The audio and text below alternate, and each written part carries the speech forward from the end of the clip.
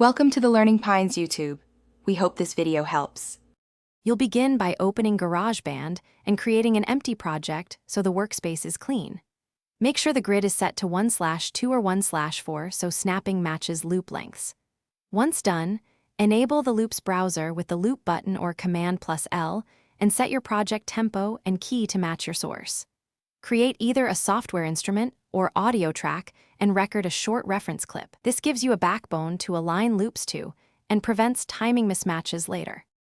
You'll now find loops that fit your project by filtering the Loops browser by instrument, genre, or key. Filter by tempo to avoid pitch shifting.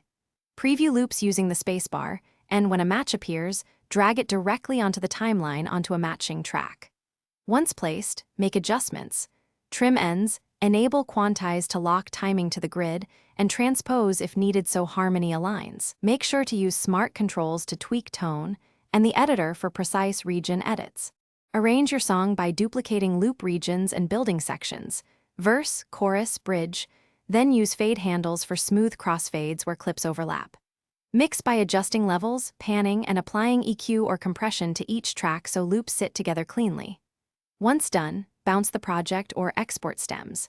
If you hit problems, timing drift or odd pitch, confirm the project tempo and key, toggle quantize off and on, or re-import the loop at the correct tempo. These steps usually...